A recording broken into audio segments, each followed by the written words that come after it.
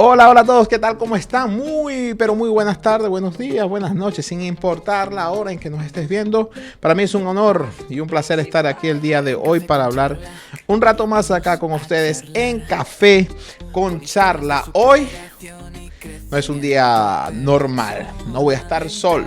Voy a estar acompañado en esta seguidilla de entrevistas que hemos tenido y para mí es un honor presentar a un futbolista retirado de la selección, futbolista de club, una leyenda del fútbol venezolano. Muchos sabrán quién es a medida que va pasando el video. Antes de comenzar, quiero invitarte a que te suscribas a nuestro canal. Suscríbete, dale like, comenta y comparte. Déjanos saber también tu opinión acerca de cada uno de nuestros episodios. También déjame saber qué temas te gustaría que abordemos para que nosotros podamos desarrollarlos y hablar con ustedes. También estamos en TikTok, en Instagram y en Spotify como @neurorelacional. Dale, síguenos ahí, vamos a seguir construyendo esta comunidad. Como les venía diciendo, el invitado que tengo el día de hoy, referente del fútbol venezolano. Valor, entrega, garra. ¿De qué otra manera lo puedo yo definir a este gran jugador, ídolo por cierto de muchos, incluyéndome, y para mí es surrealista tenerlo acá? Y hoy voy a estar conversando con él, pero se lo voy a dejar ahí para que ustedes descubran en la siguiente sección quién es nuestro invitado. Con nosotros, aprende y referencia. Y bueno, como lo decía en la intro, hoy tengo a un referente histórico de nuestra selección, capitán con carácter y corazón, con una trayectoria enorme. Y él es José Manuel Rey. José, profe, mejor dicho, ¿cómo estás? Bien, bien, Douglas, gracias. Gracias por la invitación y por la paciencia, porque sé que ha sido medio complicado para planificarnos, pero bueno, ya estamos aquí. Aquí estamos, José. Fíjate, debutaste por allá en el 93 con el Marítimo, ¿cierto? Correcto. Pero antes de eso, había un camino que recorriste, una trayectoria antes de llegar a ese debut. Háblame un poquito de todo ese proceso de la formación, del carácter, de la disciplina, y si en algún momento llegaste a dudar en llegar. No, bueno, yo estudié todo mi periplo, colegio lo estudié en el Colegio La Salle La Colina, ahí me gradué, hice todas las categorías inferiores de la mano de entrenadores brasileros que se venían a jugar al fútbol venezolano y se quedaron impartiendo como entrenadores en esta ocasión. Bueno, Alcir, el mulato Helio, que en paz descanse, Ramón, el profesor Carlos, son muchos de los que recuerdo como entrenadores en mi paso por el Colegio La Salle. Hice todas las categorías y bueno, ahí se entrenaba en ese momento 2 veces a la semana.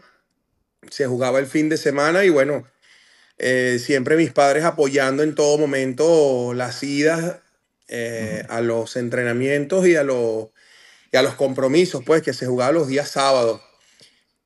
Cuando uno llega a la etapa de juvenil, es cuando más deserciones suelen haber. Uy, es cuando más deserciones suelen haber por parte de algunos compañeros del equipo, y ahí es donde me colocan de central, empezando mi época de juvenil, me ¿Siempre fuiste colocan de central? defensa. No, yo era mediocampista. Mm. Yo era mediocampista, jugaba en una posición, pudiéramos llamarlo libre en ese momento, que es como hoy en día pudiéramos evaluar al número 10 10. en ese momento. Y bueno, dado que en ese último año muchos compañeros dejaron de ir, me situaron atrás de central y en esa oportunidad viene Pedro Castro, que en ese momento era el entrenador de la sub-20 del Marítimo, que ya me había llevado a la Dallas Cup cuando tenía 14 años. Ya me conocía, pero como volante, me había jugando como central y me invita a engrosar las filas del Marítimo en la categoría sub-20. Entonces, nada, participo como central, que no sabía manejar bien la posición, Posición. pero bueno, cuando llegas a un equipo profesional y te dejan, y nos colocaron a entrenar con el equipo de primera, claro, tú ahí aprendes o aprendes. Entonces, bueno, de A la darle mano con todo. de muy grandes compañeros como Franco Rizzi, que estaba en la posición, el Mudo Jiménez, un jugadorazo en la época, me ayudaron a entender un poquito más la posición, también con Daniel Nicola como portero, que en paz Mm, descanse, que sí me ayudó muchísimo en mi formación, en cómo situarme en la cancha. Pues bueno, ahí empieza una nueva etapa a la cual tú hacías referencia ahorita, que uno no sabías verdaderamente. A mí el fútbol siempre, hasta el día de hoy me encanta claro. practicarlo, entenderlo, pero en ese momento que pudiera jugar y que aparte me pagaran algo, era impensable, ¿sabes? O sea, Claro. increíble, pues yo lo disfrutaba muchísimo, por más que había sesiones de entrenamiento donde costaba mucho, pues Fuertes. adaptarse, la parte física sobre todo, Sí. porque uno venía Wow. de entrenar de colegio. Claro, claro, es distinto ya cuando ya es un poco ya profesional. Se Correcto, sube el correcto. nivel. Para ser futbolista, ¿tú crees que la disciplina vale más que el talento? En ese caso, porque vemos muchos jugadores con mucho talento, pero capaz le falta disciplina y se pierde ese talento. Ahora, ¿tú puedes trabajar ese talento con disciplina? Sí, claro. Obviamente lo más difícil de conseguir en cualquier deporte es el talento. Ujú. Pero también es lo más difícil hacer entender a ese jugador que sin compromiso, sin el esfuerzo, no vale el talento. Correcto. ¿Me hago entender? Sí, Es correcto. que, No te sirve de nada tener el talento si no tienes la disciplina, el correcto. compromiso. Y suele pasar, no sé, en otros deportes, voy a hablar del fútbol, el jugador talentoso es el más vago. Sí, sí, pasa mucho. Es el que no quiere correr, es el que no quiere entrar en las disputas de pelota, es el que menos esfuerzo defensivo te pudiera Ujú. realizar en un equipo, pero hoy en día te das cuenta que el talento en conjunto con el esfuerzo, el grado de compromiso que pudieras tener con el equipo, te lleva a otro nivel todavía superior. Correcto. Y aunado a ello, cuando llegas a ser profesional, ya comienzan a llegar las presiones y todo ello. ¿Cómo manejas, antes de meternos en el tema de selección, cómo maneja un jugador la presión, el pasar la página cuando se comete un error, cuando, bueno, sin querer o involuntariamente hacemos un autogol? Te traigo esta anécdota porque hace años, me recuerdo yo por allá en el 2004, Venezuela jugaba contra Argentina en el Monumental. No sé si te Ok, recuerdas ese partido. Partido que perdimos 3-2, pero recuerdo claramente que hubo un gol en propia puerta de tu parte, un centro de Riquelme, me correcto. recuerdo, Corner. un corner, al minuto 3 empezandito el partido. Y es difícil mantener la mentalidad, no sé, a mí me pasa que yo puedo jugar una caimanera o un fútbol 5 y cometo un error y ya me pierdo durante toda esa hora. ¿Cómo pasas la Claro. página? Y esto me recuerda mucho porque yo tengo una anécdota. Yo soy una persona fiel seguidor de la Vinotinto desde muy pequeño. Te vi a ti, a Arango, a Ruber Morán, vi a tantos jugadores buenos. Y me recuerdo en esa exactamente porque yo era de que cuando perdía la selección me enfermaba, me daba fiebre, me daba todo. Bueno, y mi mamá, Asintomático. ajá, y mi mamá odiaba eso. Entonces cuando veíamos los juegos de la Vinotinto, me recuerdo que mi mamá me dijo, ay, no vas a enfermarte hoy. Me enfermé, me dio fiebre y todo. Y mi mamá se acordó mucho de tuyo. No, ese es culpa de Rey. Culpa de Rey, decía mi mamá, el fanático, normal. Claro. ¿Verdad? Posterior a eso, bueno, mi mamá te perdonó después del golazo contra Ecuador, contra Chile, la estrella con el Deportivo Lara que nos diste también. Sí. De hecho, cuando le dije a mi mamá, no voy a tener a José Manuel Rey, el que tú dijiste que por culpa de él me enfermé, me dice, no, yo nunca dije eso, jamás, jamás, ni se te ocurra decir eso. Bueno, aquí lo digo, pues públicamente. ¿Cómo pasas un error de esa manera? ¿Cómo te concentras? Me va a matar mi mamá después. La, la verdad es que necesitas tiempo para que esas cosas no te saquen de tu Uh concentración, -huh. ¿no? A mí me pasó siendo joven en un juego, te voy a poner este caso, con el Caracas, donde marco 2 autogoles en un partido. Un chute de afuera, yo medio me giro, me pega como entre la espalda y el hombro, le redirecciono la pelota a otro sentido, otro lugar donde Se estaba el desvía. portero y entra, exactamente. Y después la otra jugada, me encaran por mi perfil izquierdo y patea. Y yo cuando piso, que coloco el pie en el piso, la pelota justo pega en la punta del pie y se eleva la pelota y le hago tremendo sombrero a mi portero. O sea, son involuntarios, pero marqué 2 autogoles Sí, en claro. un juego. Yo sentí que se me caía el mundo porque ciertamente en cada gol hay una responsabilidad. Los errores siempre la van a aprovechar los rivales para poder marcar gol. En este caso no hay error, pero soy coparte porque la pelota me pega a mí, ¿sabes? Y Claro. marqué 2 autogoles. Me costó muchísimo levantar anímicamente. Fue difícil.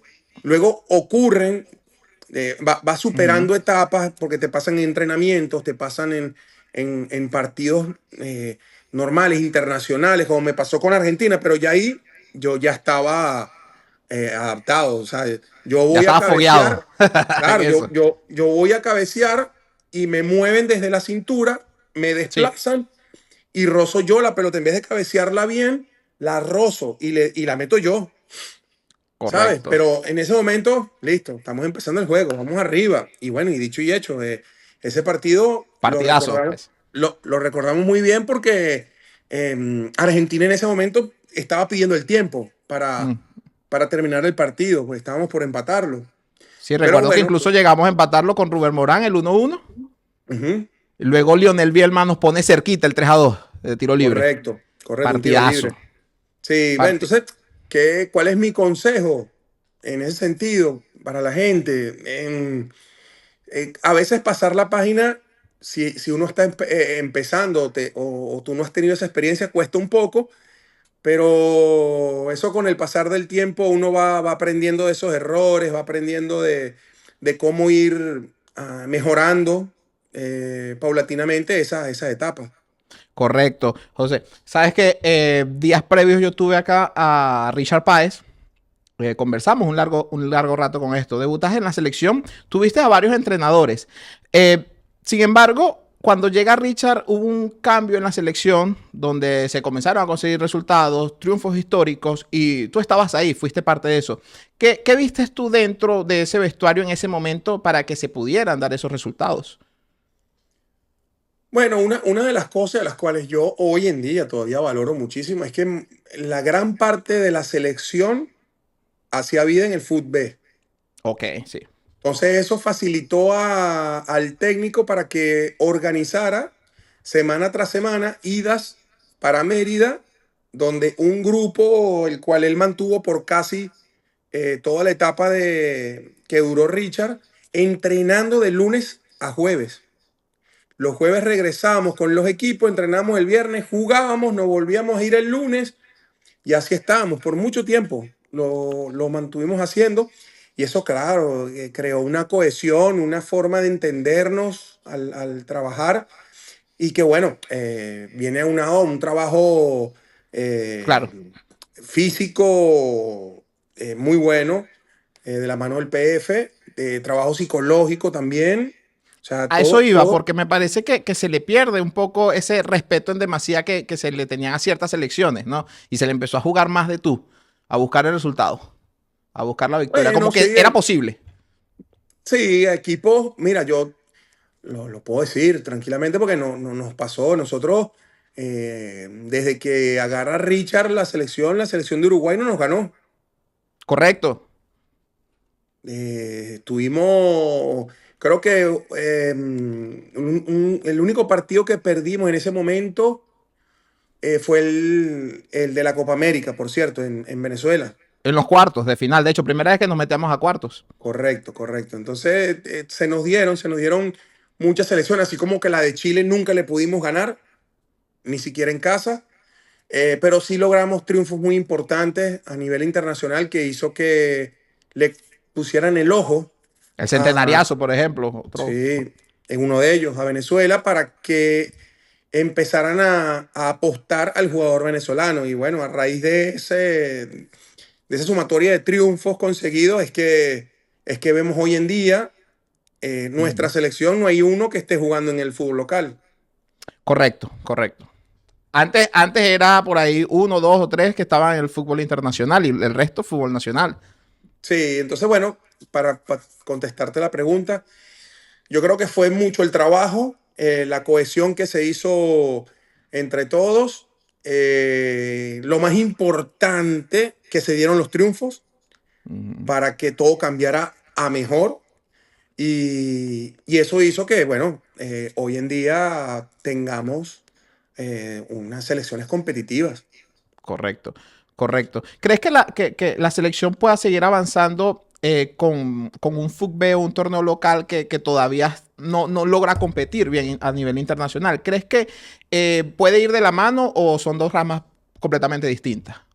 Bueno, sabes que yo el año pasado me parece que tengo el recuerdo de que nos fue muy mal a nivel internacional con los equipos que fueron a la Copa Libertadores de Sudamericana. Pero Sí. este año, con todo y eso, que equipos como Táchira, Ujú. que lo tiene mi gran amigo Pérez Greco hoy en día, no pudo ganar, jugó muy bien, compitió Sí, muy bien, pero por detallitos se le escaparon los triunfos de la mano en algunas ocasiones. Lo mismo con Caracas, con Aristigueta, que está haciendo una gran labor, un gran trabajo.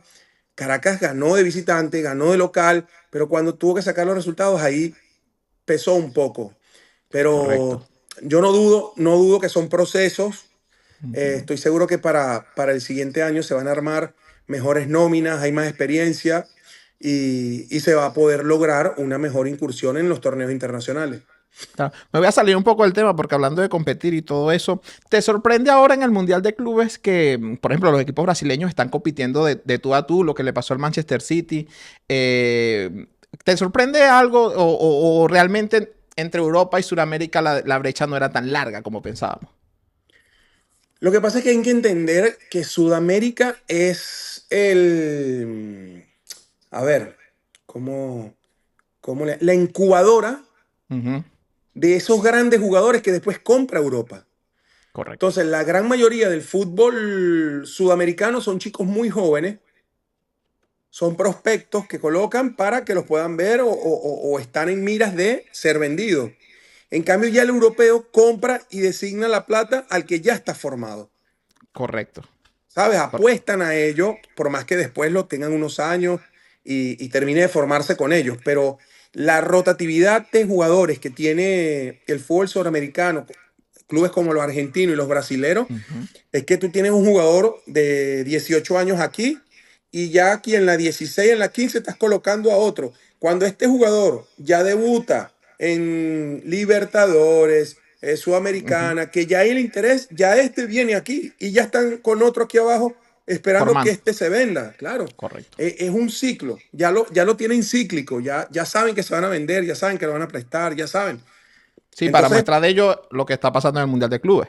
O sea, claro, hoy, vemos hoy equipos en, y compitiendo. ojo, que compitieron muy bien. Flamengo compitió muy bien, Palmeiras compitió muy bien, Correcto. Boca River compitieron muy bien. Lo de Boca lo vuelve a jugar 10 veces más y los golea a al equipo. O sea, eso fue un partido de 2000 que pueden jugar, ¿sabes? Correcto. Incluso en la Liga Mexicana, el Monterrey lo hizo muy bien contra el Dortmund Y Pachuca, el equipo de Salomón, y el compitió equipo de Salomón espectacular contra el Madrid, pero contra bueno, el Madrid. y tuvieron la oportunidad de marcar. Sí. No, y aquí, bueno, aquí se vive el Mundial de Clubes competitivo, Ujú. está llevando a la gente a los estadios, se ve muy buen ¿Te fútbol. gusta el torneo? Sí, sí, sí, sí, sí. La verdad es Te- que para el que es hincha, el que le gusta Sí. el deporte, el que le gusta ver buen fútbol, wow, tener un... bueno, es que para mí las sorpresas para mí del torneo son los equipos árabes egipcios que yo no conocía. El, Correcto. Ali, el El Aliyah, Alila. increíble lo que juega ese equipo, ¿sabes? O el equipo Sí. egipcio, el de Túnez, que jugó muy buen fútbol. Jugó buen fútbol, sí, el de Túnez. Sí, vale. Entonces, para mí eso es una sorpresa porque yo nunca los los vi jugar, los vi Sí, competir. digamos que es como la vitrina para que nosotros de este lado lo podamos ver. Claro, y Y, compitieron y, muy bien. y se compite muy bien. Fíjate, José Manuel, volviendo ya otra vez ya cerrando el paréntesis del Mundial de Clubes, porque no lo puedo dejar pasar por alto, volviendo otra vez a la selección. Eh, hace semanas atrás yo vi el podcast que tienes junto a Francisco Flavia, Juan Arango, Sale y se Ujú. acaba en la Sí, sí. Conector. Y Arango decía, en uno de los primeros episodios, que a nosotros nos cuesta jugar ciertos partidos de mucha presión, Ujú. como aquel contra Uruguay. ¿A qué se debe eso? Ya a esta altura. Bueno, ¿Crees que ahorita sigue pasando?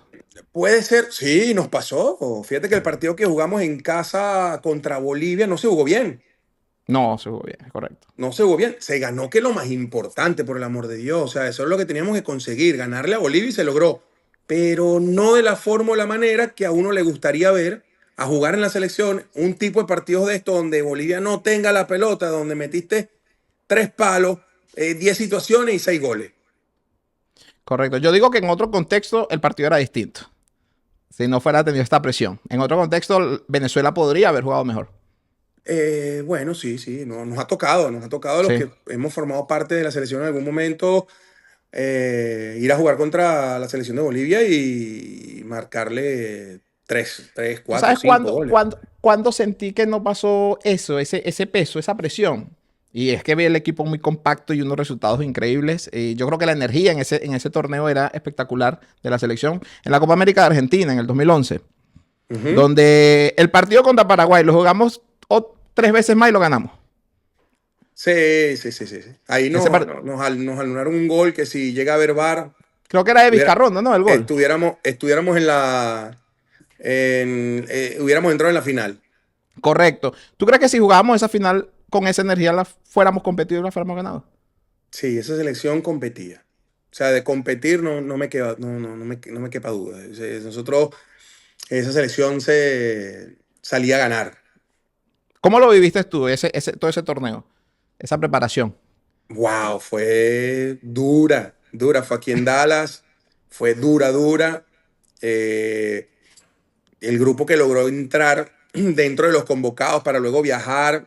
Yo ya sabía, ya me había dicho César que no iba a contar conmigo para la titular, pero que lo ayudara en ciertas cuestiones internas que podía tener peso en opiniones con algunos jugadores. Allí estuve al lado, disfrutando ese torneo diferente porque me tocó vivirlo de la banca hasta que llegó la oportunidad donde Grandy lamentablemente se lesiona Sí. en ese partido contra Paraguay y me toca entrar en el segundo tiempo, empate a uno y después ir a la ronda de penales.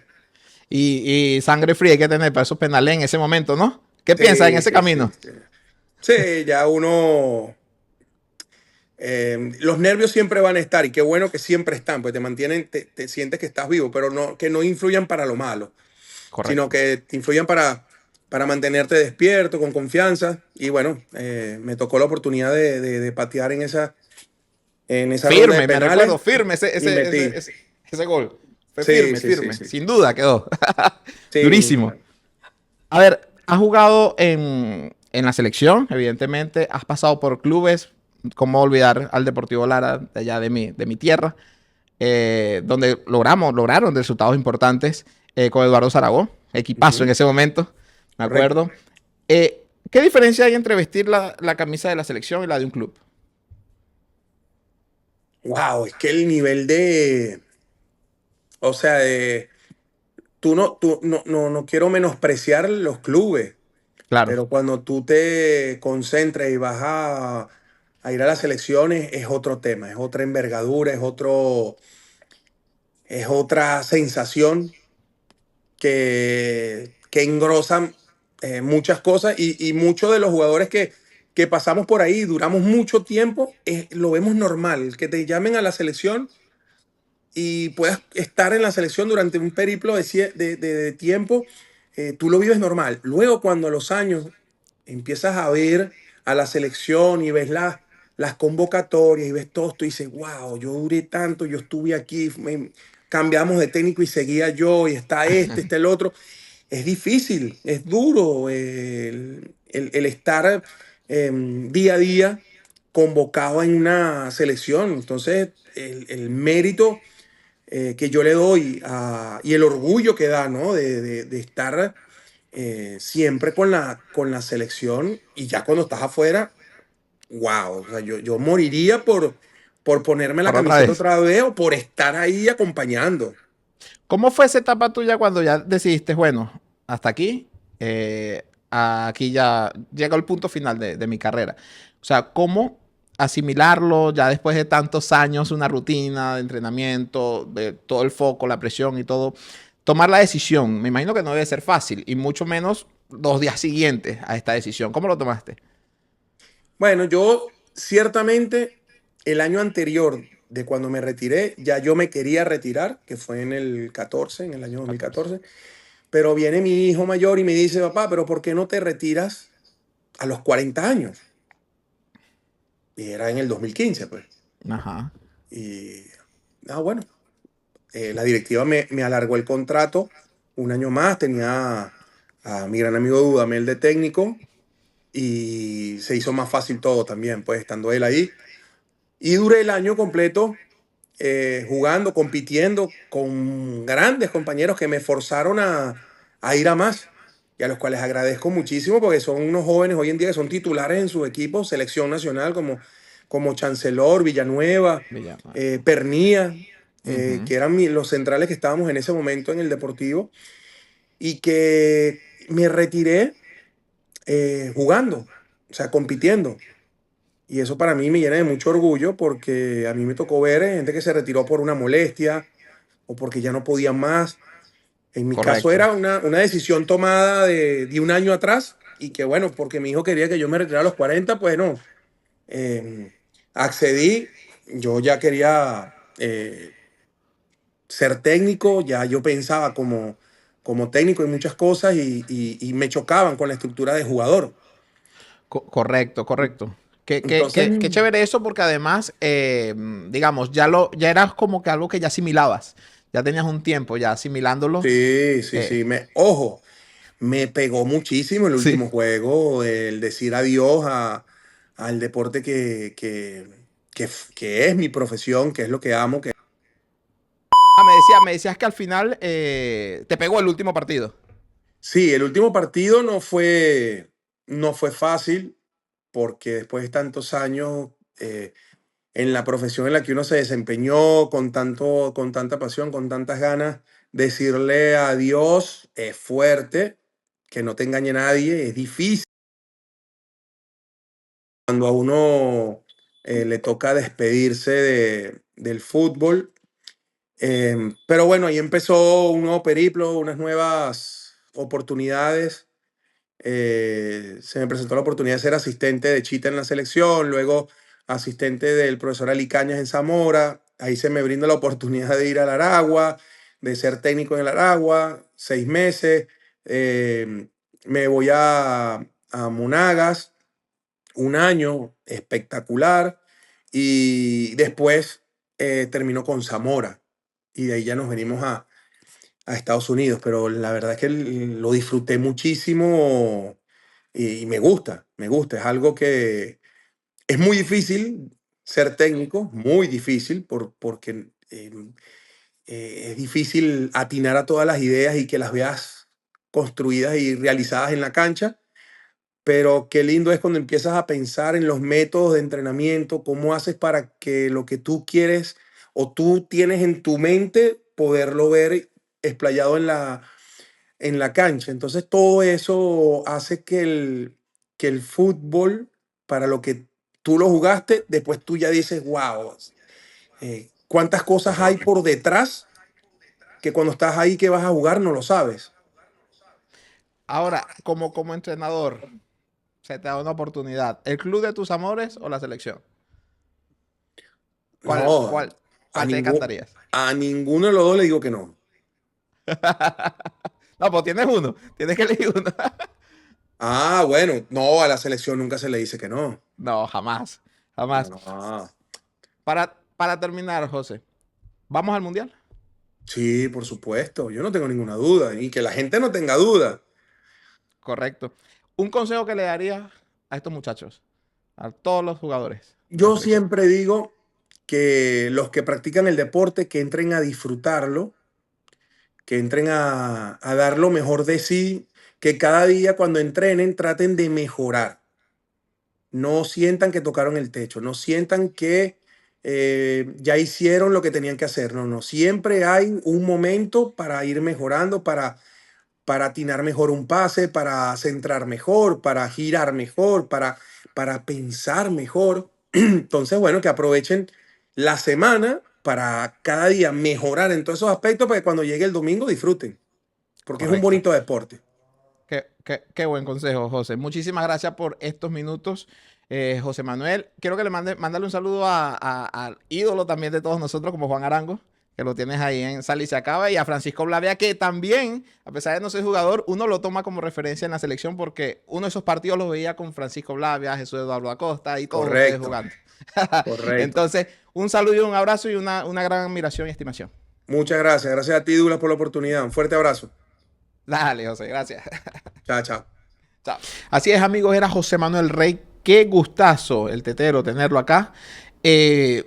Bueno, más que una enseñanza, nos deja también un poco todo lo que atravesó, todo lo que tuvo que pasar para llegar a ser jugador de la selección, luego en esta nueva etapa como entrenador, y nos deja un poco claro cuál es el camino que tenemos que seguir y cómo el compromiso y la disciplina juegan un rol importante para un jugador de élite, como lo fue José Manuel Rey. Entonces, si estás pensando en un proyecto, no simplemente en el deporte, sino en un proyecto, algo de vida en tu vida, recuerda siempre tener el compromiso, tener la disciplina.